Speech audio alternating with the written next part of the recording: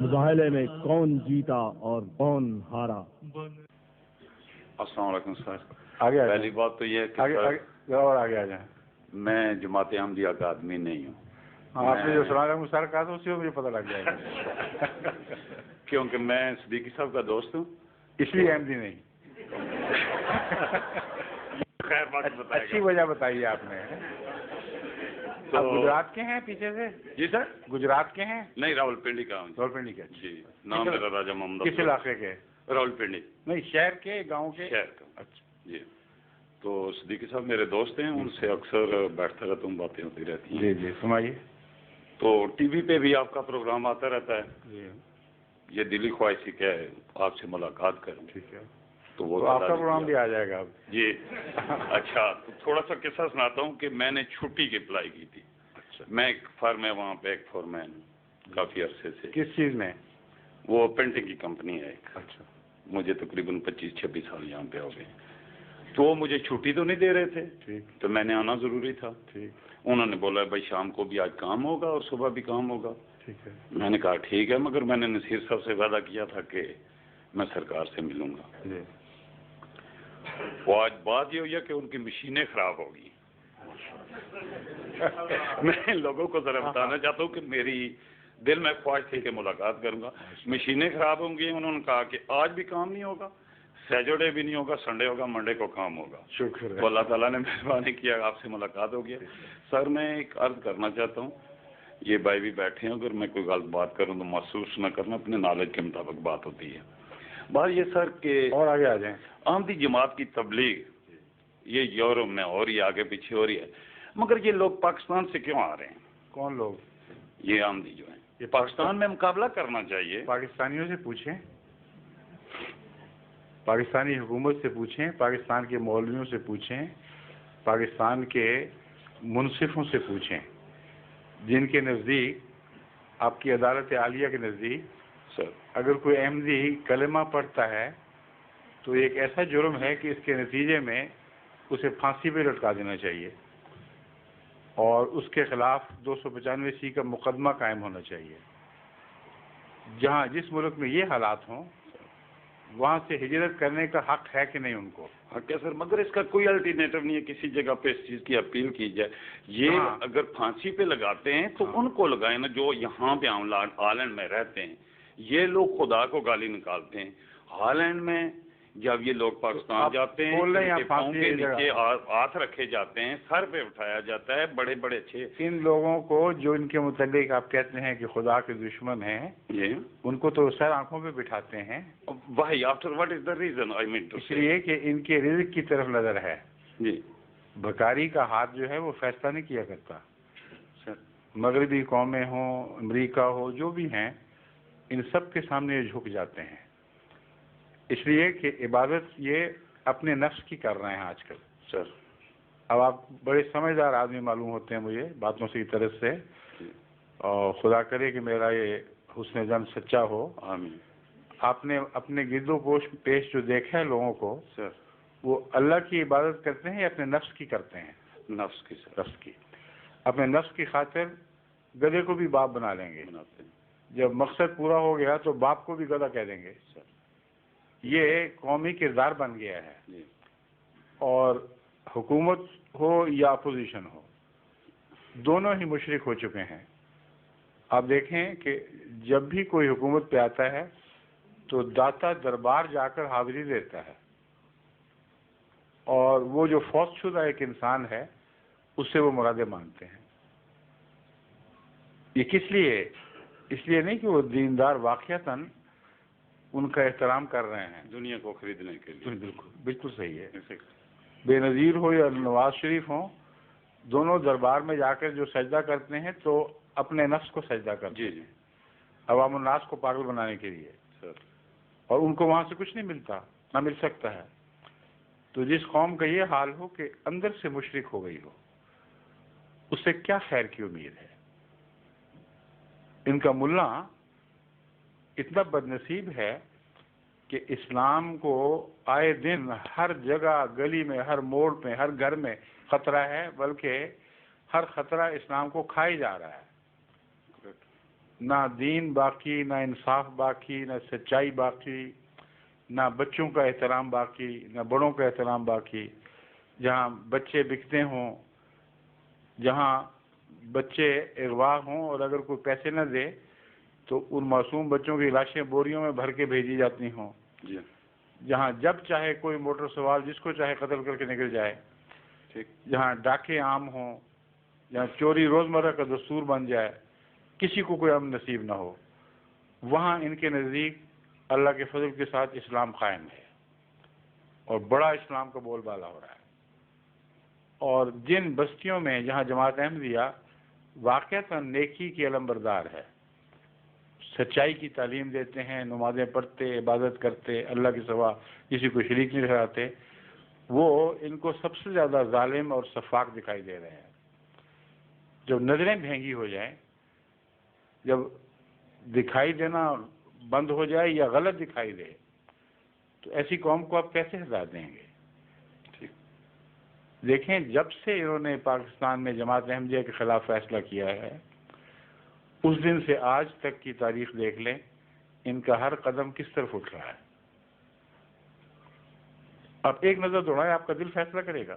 سر وہ تو نظر دوڑائیے. آپ مجھے یہ بتائیے کہ ایک بھٹو صاحب تھے سر، انہوں نے یہ دعویٰ کیا کہ میں 90 سالہ مسئلہ حل کر رہا ہوں، اور علماء نے ان کے گھر پہ حاضری دی اور ان کو پھولوں کے ہار پہنائے اور کہا ہم سب آپ کے ہمیشہ کے لیے غلام بن گئے ہیں. یہ فیصلہ جو تھا، یہ علماء نے کہا کہ اسلام کی تاریخ میں سب سے بڑا فیصلہ ہے. تو مجاہد اعظم کون ہوا؟ بھٹو صاحب. دیکھ لیں ظاہر بات کی حالت کیا ہوئی ہے. ظاہر بات. ان کا کیا انجام ہوا؟ انجام تو آپ کے سامنے ہے. خدا تعالیٰ اپنے خدمت کرنے والوں کا ان سے یہ سلوک کیا کرتا ہے. نہیں. کس کی شہ پر انہوں نے کیا؟ سعودی عرب کے بادشاہ کی شہ پہ. اس سے پہلے ایک کانفرنس ہوئی تھی علماء سارے عالم اسلام کی، اس میں یہ فیصلے ہوئے اور سعودی عرب کے شاہ فیصل نے پوری طرح ان کو آشیرواد دی، برکت دی کہ ہاں ہم تمہارے ساتھ ہیں، فیصلے کرو. ان کا کیا انجام ہوا؟ برا ہی ہوا. ساری عرب تاریخ میں ایک بھی ایسا شخص نہیں ہے ان بادشاہوں میں سے جو اپنے بھتیجے کے ہاتھوں اس طرح قتل ہو. اور اس کے بعد پیچھے پیچھے ریاض صاحب آ گئے. انہوں نے کہا جو رہی صحیح کسر رہ گئی تھی خدمت اسلام کی وہ میں پوری کروں گا. ٹھیک ہے غلط؟ جی ٹھیک ہے. 1988 میں. ہاں. پھر جب انہوں نے وہ خدمت کر دی تو ان کا کیا انجام ہوا؟ وہی ہوا. اتفاقات ہیں یہ؟ اتفاق تو نہیں.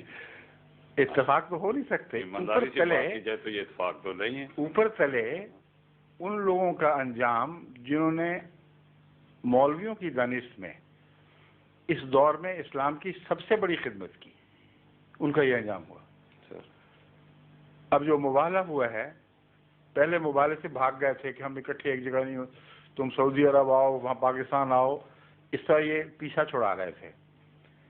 میں نے مولویوں سے کہا کہ اب تم یوں کرو کہ اس طرح مباہلہ نہ کرو، لعنت ڈال دو. لیکن ہم جو کہتے ہیں کہ جھوٹ ہے، تم جو دعوے ہمارے خلاف الزام لگا رہے ہو سراسر جھوٹ ہے. اس میں سے ایک ایک الزام اٹھاؤ اور خدا کی قسم کھا کے کہو کہ سچ ہے. تم کہتے ہو ہم نے حضرت مرزا صاحب کو آزاد نبی بنایا ہوا ہے، محمد رسول اللہ سے یہ غلام نہیں بلکہ ان کے ہم بلہ، بلکہ ان سے بھی افضل. یہ الزام جو تم پاکستان کی گلی گلی میں گند اچھالتے ہو، تو اب آؤ میدان میں اور آمنا سامنا بے شک نہ ہو. تم صرف اخبار میں یہ اعلان کر دو کہ یہ ہمارا الزام ہے، ہم اللہ تعالیٰ کو حاضر ناظر جان کر کہتے ہیں کہ یہ بالکل سچی بات ہے، اور اگر ہم جھوٹ بولتے ہیں تو جھوٹے پر لعنت، اور اگر ہم سچے ہیں تو احمدیت کو برباد کر دیں. اس میں کون سی نامعقول بات تھی؟ کوئی بھی نہیں.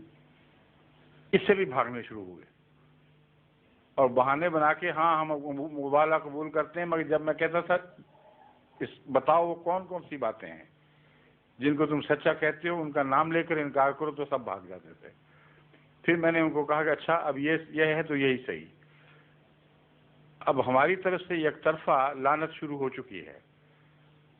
اب انتظار کرو اور مجھے یقین ہے کہ آپ کے ساتھ خدا وہ سلوک کرے گا کہ دنیا دیکھے گی اور پہچانے گی، اور جو آپ کا بس چلتا ہے کریں، آپ احمدیت کی ترقی کی روک نہیں بن سکتے۔ چنانچہ اس آخری چیلنج کو انہوں نے یہاں انگلستان کے علماء نے، جو آپ کے علاقے سے تعلق رکھنے والے ہیں، بریلوی اس کے گولڈا شریف کے مرید ہیں، جی، لندن میں اور بلکہ انگلینڈ میں جن علماء کا قبضہ ہے اصل، جی، وہ سب گولڈا شریف کے مرید ہیں، اور ان سب نے متفقہ طور پر اس چیلنج کو قبول کیا اور مسجدوں میں جمعے کے دن ایک منایا، اس میں یہ دعا کی کہ اے خدا اس صدی سے بلکہ اس سال سے پہلے احمدیت کی ساری دنیا سے صف لپیٹ دے، کیونکہ ہم سچے ہیں اور یہ جھوٹے ہیں، اور لعنتیں ڈالیں۔ اور اس اعلان کے چند دن کے بعد ان کے پیر صاحب اچانک فوت ہو گئے، اور ان کو وہاں جہاں یہ اکٹھے ہوئے تھے وہاں آپس میں پھر لڑائیاں شروع ہو گئیں اور جوتیوں میں دال بٹنے لگی۔ وہ اکٹھ جو تھا وہ 1-2 دن بھی نہیں رہا، آگے عید آنے والی تھی، عید میں نمازیں الگ الگ ہو گئیں۔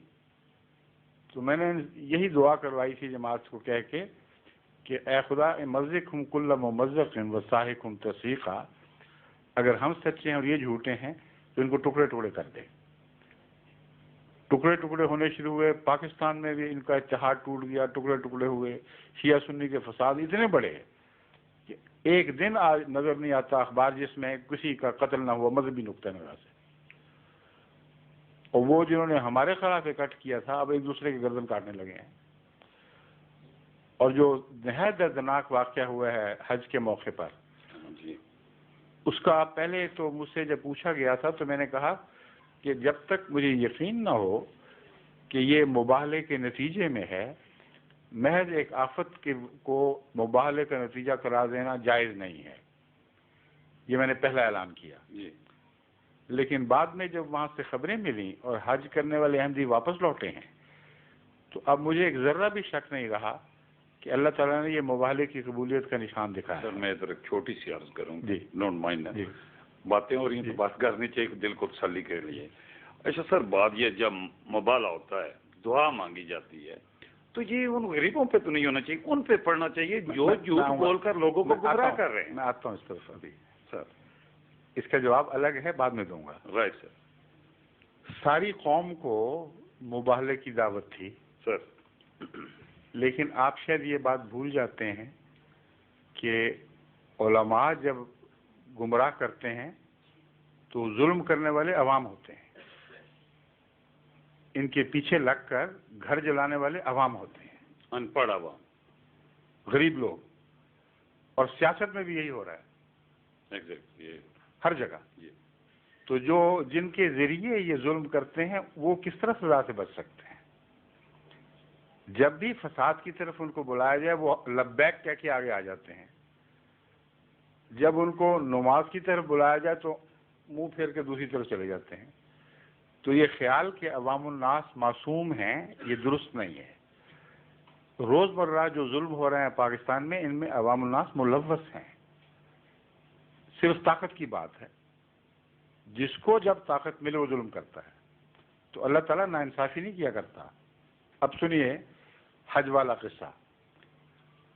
جو احمدی واپس آئے ہیں انہوں نے کہا کہ اس واقعہ آگ کے لگنے کے واقعہ سے ایک دن پہلے خانہ کعبہ میں باقاعدہ رسمی طور پر مباہلے کی دعوت کو قبول کیا گیا، اور خانہ کعبہ کے گرد علماء نے بلند آواز سے ساری قوم کو بلایا اور کہا اے خدا، ہم اس خانہ کعبہ کا دامن پکڑ کے کہتے ہیں کہ ہمیں منظور ہے اور ہم سچے ہیں، اور ان پر لعنت ڈال، اور اگر ہم جھوٹے ہیں تو ہم پر لعنت ڈال۔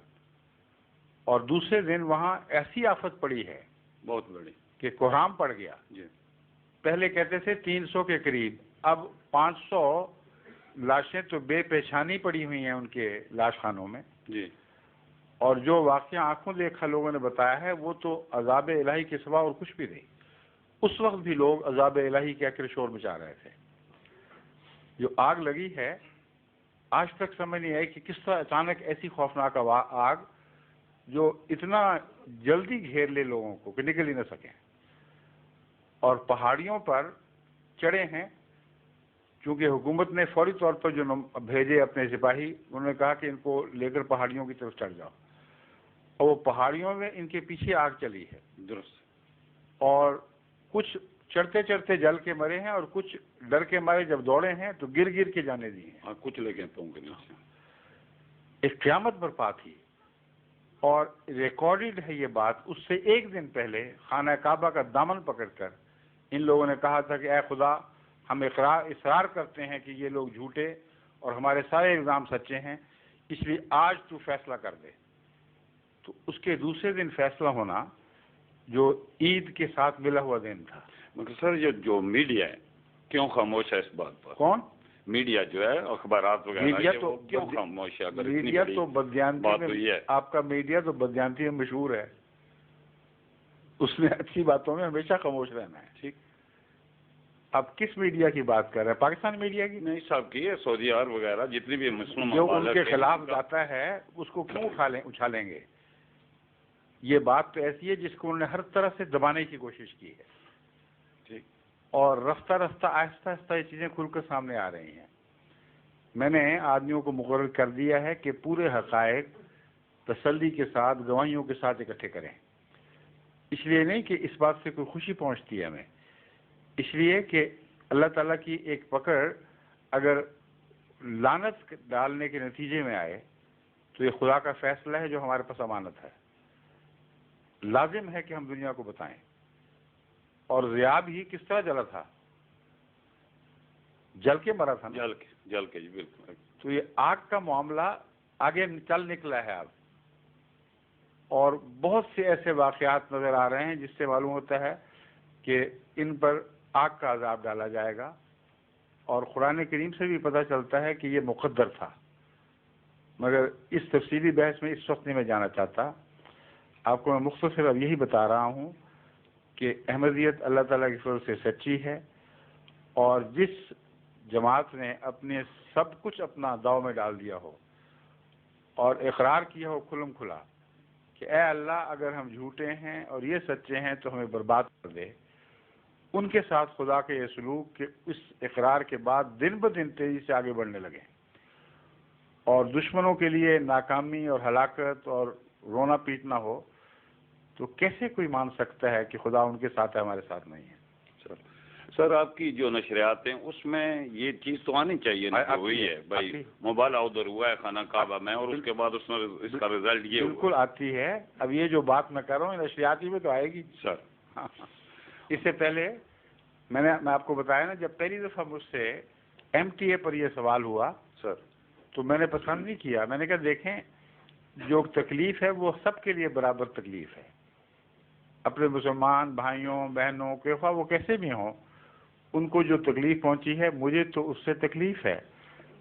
تو جب تک خدا تعالیٰ کی طرف سے کوئی قطعی ثبوت نہ ملے کہ یہ مبالغے سے تعلق رکھنے والا عذاب ہے، ہمارے لیے جائز نہیں ہے کہ ہم اسے اچھالیں. چنانچہ پوچھنے والے کو میں نے سختی سے بند کر دیا. لیکن اس کے 2-3 دن کے بعد جب یہ حاجی واپس آئے تو انہوں نے جو باتیں بتانی شروع کی اس سے تو میں حیران رہ گیا. اسی جگہ جہاں دوسرے بھی تھے اور احمدی بھی تھے، خدا کے فضل سے ایک بھی احمدی کو غضب نہیں پہنچی، اور دوسروں کو تو آگ نے لپک لپک کے پکڑا ہے. اور وہ جو واقعات ہیں ابھی پورے ہم اکٹھے کریں گے اور پھر میں ان کو انشاءاللہ شائع کراؤں گا. تو جس کے دل میں بھی تقویٰ ہے وہ دیکھ سکتا ہے کہ یہ جو واقعہ اتفاقاً نہیں ہوا. ٹھیک ہے ٹھیک ہے. شکریہ بھائی صاحب. کوئی اگر غلطی ہے معذرت. نہیں کوئی غلطی نہیں. اور بھائیوں سے بھی آپ نے تو موقع دیا، آپ نے تو بہت اچھا موقع دیا کہ بعض باتیں جو شاید ویسے میں بیان نہ کرتا آپ کے کہنے کی وجہ سے میں نے بیان کر دیں. سر میں ایگزیکٹلی ان لوگوں کو بتایا کہ میں آپ سے ملنا چاہتا تھا کیونکہ صدیق صاحب میرے دوست ہیں، اکثر ہم بیٹھتے رہتے، تو میں نے کہا تھا کہ اور آپ کو ملنے کا انتظام بھی تو اللہ نے کیا ہے. بس دیکھ لیں. ہاں تو دیکھ لیں. میں نے نصیر صاحب کو کہا کہ کب چھٹی نہ ملی. کب تک ان اشاروں کو دیکھنے سے انکار کرتے رہیں گے آپ؟ Okay sir, thank you. ظہور مہدی آخر زمان ہے.